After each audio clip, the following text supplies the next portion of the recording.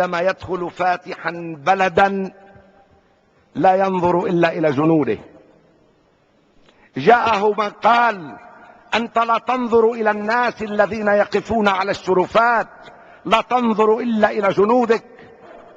أجاب الإسكندر وهو يقول: أنا ابن أرسطاطاليس، هؤلاء الذين صنعوا نصري وحدهم يستحقون عيوني، أما الذين يقفون على الشرفات فربما كادوا يقفون لغيري. زحلة التي تستحق عيون الأكثرية وتستحق عيون لبنان، بدل أن ينظروا إليها بادلوها بعيون من زجاج باسم هؤلاء الذين يستحقون عيوني. باسم أبناء زحلة والبقاع الأوسط أتوجه إلى القادة السياسيين في 14 أذار الذين يدعون الحرص على حقوق المسيحيين، وأسأل: أليست زحلة أكبر مدينة مسيحية في هذا الشرق، ولها خصوصيتها اللبنانية ودورها التاريخي في الإلفة والتعايش، ورجالاتها الكبار الذين سطروا أبهى صفحات لبنان في السياسة والقانون والأدب والفكر وكل مجالات الأدب والعلم والإبداع؟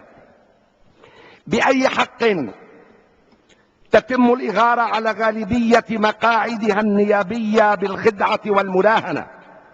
والأدهى أنهم اقترعوا على ثوب تمثيلها الوزاري بالاستئثار والمحاصصة والزبائنية السياسية وقبلية الحلفاء، ولأن من يمثل زحلة عليه أن يكون قائدا وليس بتابع.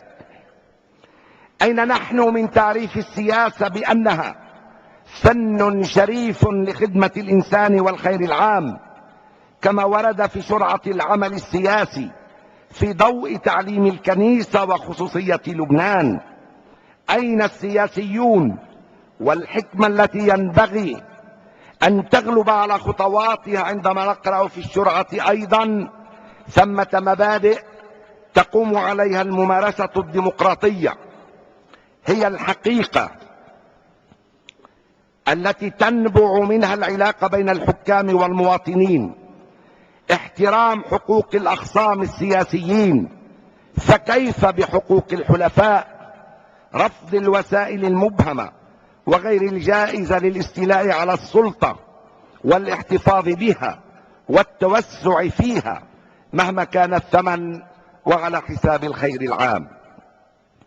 وبناء عليه إن المواقف السياسية التي اتخذت بعد الانتخابات النيابية ومع تأليف هذه الحكومة هي خطأ سياسي فادح بمرتبة الخطيئة الوطنية في حق الخصوصية الزحلية، لا بل هذا عبث واعتداء على تاريخ مدينة لعبت أدوار بارزة في أصعب المنعطفات التي مر بها لبنان، واعتداء على روح الإلفة التي يجسدها البقاع عامة والبقاع الأوسط خاصة. وصارت السياسة مع هذه الحكومة عدوة نفسها، تفرح بانتصارات هي بداية هزائم في الواقع، وتحتفل بإنجازات وهمية هي في الحقيقة إخفاقات مدوية في سجلها. وصدق الإسكندر حين قال: وأنت في أوج نصرك تكتب هزيمتك. إن زحلة هي التي ساهمت مساهمة فعالة في تحقيق أهداف 14 آذار، وكانت في طليعة المدن اللبنانية التي عكست مرحلة تاريخية نابعة من تاريخها بالذات في الوحدة والحرية والسيادة والاستقلال.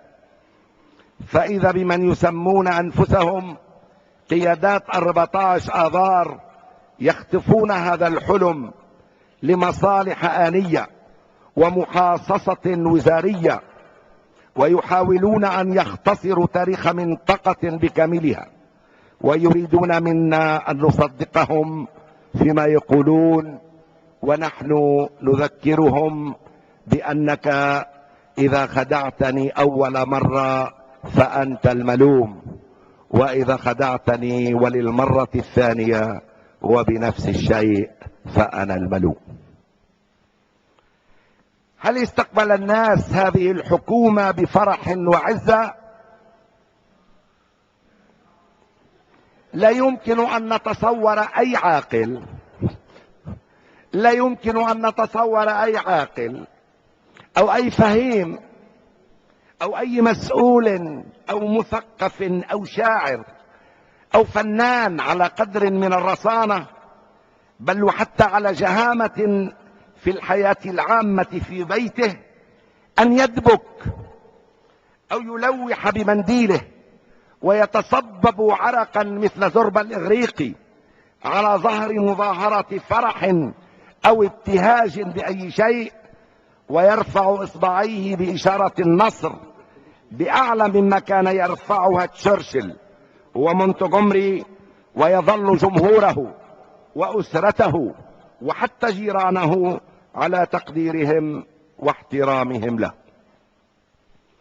هذه الحكومة عندما أتأمل بعض وزرائها في اجتماعاتها وقيادي 14 أذار يتبادلون القبل والضحك والأنجلة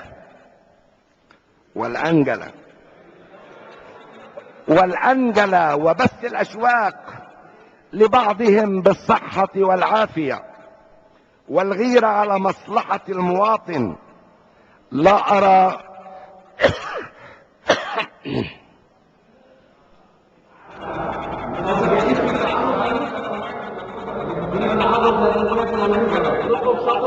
يا دولة الرئيس في افهم هالهتافي، في افهم مجموعة هالهتافي وحرقت البخور. لا خلي قاعدين. هذا الكلام بدي اشبهه، خلي كلام مع زملاء بده قال له سرقتم وطنا فصفق العالم للمغامرة وتقيمون علينا القيامة إن خطفنا طائرة. هني بشوشوا بتسمح له ونحن بنرد عليهم بالدين القيامة علينا. نحن بنحبك، نحن أبقالك، نحن أول بالك أبقالي روح شوية نقولها. أولا ما عم بسكت لهم، عم نحاول نسكتهم. امبارح قلنا انه جيب لبن العصفور او ما انك تسكت سيرج. هذا بحب يضل يحكي هيك يعني ماشي الحال. كفي اذا بتريد كفي. قال له كان بودي ان ابكي ولكني ضحكت. اتكل على الله بفيدك اكثر. هذه الحكومة عند أتأملها في اجتماعاتها بعض وزرائها وقياديي 14 أذار يتبادلون القبل والضحك والأنجل وبث الأشواق لبعضهم بالصحة والعافية والغيرة على مصلحة الوطن. يا إذا بتريد أنت مش قيادي ب14 أذار. بخير لا حول لك بس يا سرج مش انت تعلمني. بعرف انا كلمة انجلي ما فيها بدل، هذه كلمة تستعمل مش كلمة يعني مسيئة. كفي خيي. ليش اسأل وليد بايك عنا للكلمة. كفي يا حبيبي.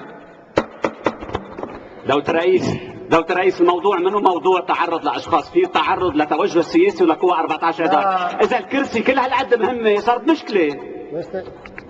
يا استاذ فتفت يا اخوان، هلا عم نحكي كلام كان اكثر من هيك. على كل دكتور فتفت بينفعل انفعالات شيء حلو. خلي علاقتك معي. كفي. هلا عم تعطوه والغيرة على مصلحة المواطن. كفي. لا ارى الا بنوكا تتصافح، سفرات وشركات ومؤسسات تلوح لبعضها البعض وتتبادل القبل والأسهم والمعلومات في الحياة. حصص مصالح تتزاوج وتتناسب لتنجب لهذا الوطن القهر والذل والانكسارات. وصلت إلى هذا البيان الوزاري هذا البيان الوزاري الذي هو أشبه بالبيان السرياني، ألفاظ